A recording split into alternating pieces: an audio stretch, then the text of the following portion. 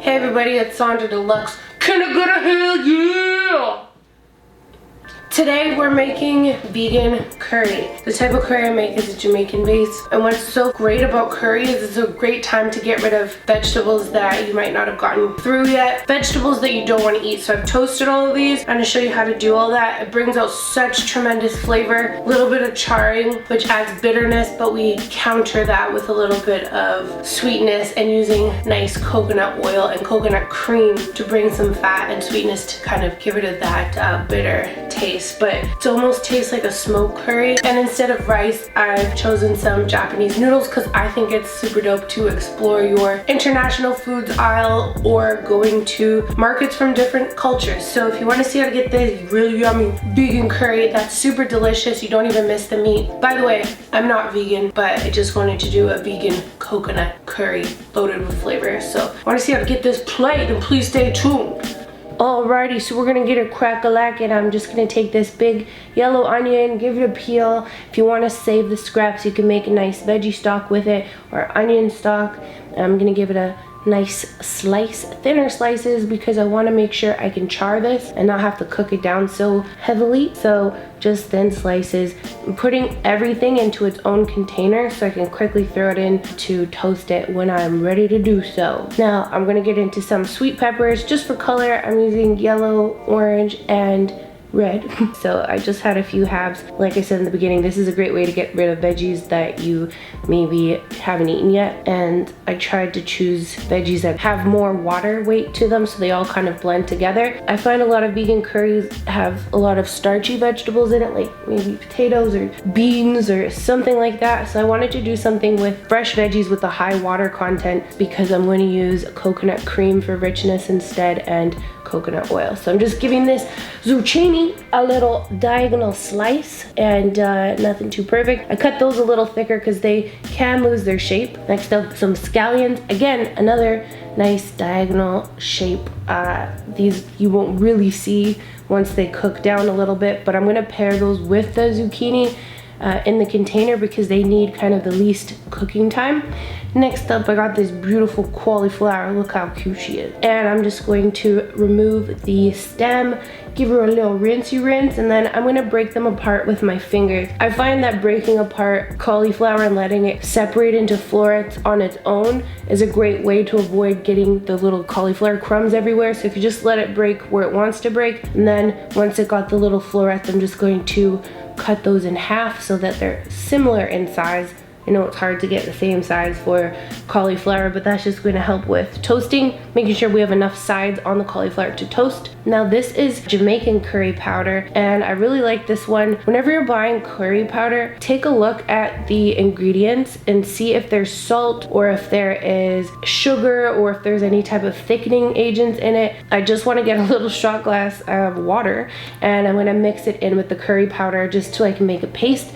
You almost want it to look like a nice fresh mud. I feel like I could have added maybe just like a little bit more water to it, but that's what we did. I also found the cutest garlic I've ever seen, and I'm gonna take a lot of cloves, maybe about 4 or 5, because I love garlic, and it is actually gonna help to thicken the sauce because of how much we're putting in and how small we are cutting it. So I'm just gonna try and do little slices. I was just kind of testing it out. I was like, let me do this properly. So I'm doing little slices. You can do one at a time, but because they'll be cooked down, you won't really see the shape of them. So I'm just cutting them kind of small, almost like crushed peanuts, a little smaller, and I'm gonna put that over to the side. I also like to not use my knife to pick up things because it can dull it by scraping it on the cutting board. So using a scraper like that works really well. Next up, I have ginger. So I'm gonna peel it with a spoon. This is the best way to get the skin off without taking too much of the ginger flesh off. Then I'm just gonna cut off the drier bit and any part that won't peel, but I'm gonna cut them into little slices, and I ended up leaving a little piece there because I'm like, that's a lot. So this is another thing that is going to be cut quite small, and little pops of ginger in your mouth will be really exciting in the sauce, but we're cutting it very small. So I want to line up all those little slices, and I want to cut them as thin as maybe like matchsticks, like those type of matchsticks that come individually, not in the paper packs.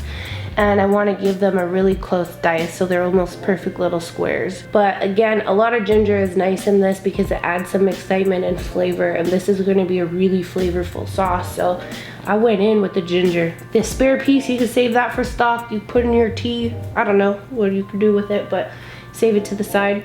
If you're not a huge ginger fan, you can skip it, but it is a nice flavor combination with our other ingredients. I'm gonna add that to the ginger because I want to saute them for the same amount of time. And then I've got a scotch bonnet pepper. I'm being very careful this time not to touch it. I'm just gonna cut it in half, let it melt into the curry. Now I'm gonna take some coconut oil. I used quite a bit for this part, and I'm gonna tell you about what I learned while doing this. So I'm gonna start with my onions, and I just want to not cook them, but I want to torch them. So this has got quite high heat, and I'm gonna let them almost burn a little bit on the edges. While that's going, I'm gonna take some whole allspice or pimento berries and my curry paste, and we're gonna fry it in the oil. This is a huge thing with curry that makes such a difference in the flavor. Make sure you keep stirring those onions as well. When you toast your curry or fry your curry, it really makes the flavors come alive. It'll almost blush or go a little bit brown. And once it's got to that beautiful color, you want to add your onions. But I used to make curry and I would add so much curry powder, and I felt like, oh, I never can get the flavor to really come alive. I went to this Caribbean restaurant with my mom and her friend, and she said, oh, this curry is just so mild, you can just tell that it's raw. And I was like, what do you mean? She's like, well, you're supposed to toast your curry and that makes all the flavors come alive. So you can use so much less curry when you fry it first, and it makes the flavor so good. So I highly recommend and insist, actually, you better toast your curry. Making it into that paste works really well. So now I'm going to take the onions and add those in, and that little burnt taste is going to give a little bit of bitterness, but not so it's burnt where it spoils it, but it's going to give a really nice toastiness to the dish. And again, I was saying putting in fats, sugar, that cuts down bitterness, so it gives this really cool flavor. I'm going to deglaze that a little bit with water, just a small amount. I'm going to keep it on low because I want enough time to toast my veggies on the side first. When you cook your curry, when the pan is like that, you can't really toast your veggies the same, so that's why I'm doing it in a separate dish. And for the first round, I kind of dumped it in, so it added extra oil, but second round, I'm just gonna try and remember to spoon out the veggies and put them in the curry. I'll be adding a very small amount of salt to the veggies while I'm toasting them, just to pull the moisture out, which is gonna help us to brown it. I suggest not using a non-stick pan, but something like this one, which is ceramic and copper, or stainless steel, something that will give that crackly toasting on the vegetables. Next up, I'm going to do the cauliflower. I would recommend doing this right after the onions, but I kind of forgot. Same thing, getting that toastiness on there. As you can see, it's blackening just a little bit. Again, we're not cooking it because we want the veggies to cook in the curry and in the coconut. Here's a part where I forgot to not dump the whole thing in and get all the oil in there, but that's okay. I only put a little bit of oil in the pan to start with, so it tasted great anyways. Next up, I'm just going to very slightly toast the green onion and zucchini, and I'm gonna add my ginger and garlic. Again, tiny bit of salt just to pull the moisture out. I wanna give it a really quick saute. Everything is gonna have a little bit of a toasted vibe to it, and when you toast things, it gives so much flavor. Just think about if you were to boil rather than pan sear it, like it's totally different flavors. Even though they're both good, it just gives a totally different flavor, and that's why I'm trying to toast my veggies, just for an extra dimension of flavor, you feel me? So again, these don't hold their shape incredibly well up to the other vegetables, so I'm just doing it pretty quick, very high heat, and then guess I'm dumping it all in there. Once we got everything in there, the heat was on low in the curry, so I'm just gonna turn it back up so I can get a nice sizzle going, and I'm making sure that everything is evenly coated with the curry and giving it a nice generous toss all the way around. Like, it already looks so beautiful. I'm also gonna add some fresh thyme in there, and that's what makes Jamaican curry Jamaican, is because, well, Jamaican curry powder has more turmeric in it and less chilies, and that's why it's brighter yellow, but you add heat after with the scotch bonnet, thyme, and allspice. Next up, I'm gonna take my coconut cream. Again, I really wanted to get richness in this dish because I feel like sometimes with vegan food, as a personal experience, I don't get that, you know, rich comfort food type of vibe. I feel like I need richness in it to feel satisfied after eating it. So I use coconut cream, coconut oil. We're bringing oils in with these very high water content vegetables, and everything's gonna melt together and be delicious. You wanna make sure you scrape all of the toasted curry off of the bottom of the pan. Just kind of deglaze it, and then I'm gonna turn it down while it's still piping hot. Turn it on low and put the lid on just so it can kind of boil. So now this is a little fun thing. My friend from Berlin came to visit me, and we kind of made a really quick hangover breakfast, and we made curry, and I had these little chopped pineapples in the fridge. She's like, let's throw that in there. So I'm going to do that, but I want to dress them in a bit of allspice, olive oil, and I'm going to torch those in a pan too. I find pineapple kind of similar to jackfruit, which is used in replacement of pulled pork in a lot of vegan dishes, because it's got that fibery kind of taste, but this will add nice sweetness to the dish, as well as just like something exciting, a little bit sour, very sweet, and the toasted allspice in it is just gorgeous. Also, I wanted to add a little bit of sugar, but I didn't have any sugar that wasn't in cubes, so I was like, let's take it to Canada, and I added a touch of maple syrup just to candy the outside and to fully kind of get that caramel on the outside of the pineapple. And again, this just kind of makes a really exciting edge and flavor to the dish. I could have cut them smaller, but they were already cut from the grocery store because I didn't want to buy a whole ass pineapple. But I'm just gonna blacken those in my pot, and I'm going to brighten it up a little bit with a little squeeze of a lime and give it another stir. This needs to be cooked to the very least because it's so juicy. I don't want it to lose its brightness and flavor, so I'm putting it in right near the end. And I'm going to give it a nice stir so it can start to absorb all of that beautiful curry flavor.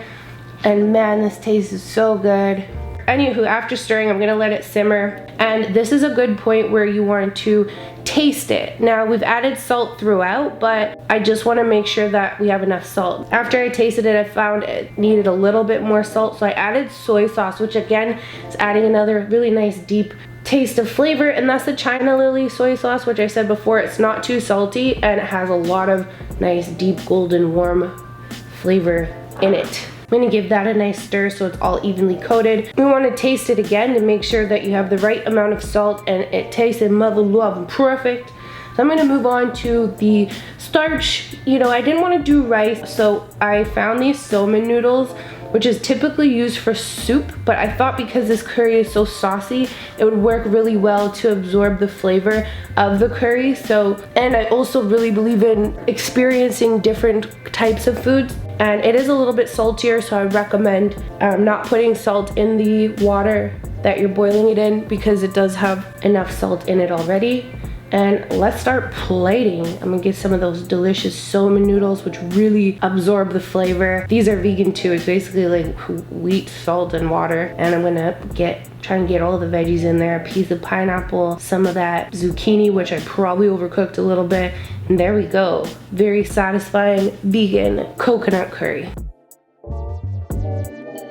All right, everybody, so that completes the dish. I hope you all enjoyed. Do you want to see more vegan dishes? I've been really playing around with food as a whole and how to bring their flavors out, and I think I steer away from a lot of vegan dishes. Well, A, I'm allergic to a lot of the main ingredients, but B, trying to get all that flavor out without it being too complicated, and this is so good. So I just wanted to switch it up, and I hope you guys all enjoyed. Thank you so much for watching. Don't forget to share, subscribe, and follow. Love yourself, stay pretty, and I'll see you guys again in the next video. Take care.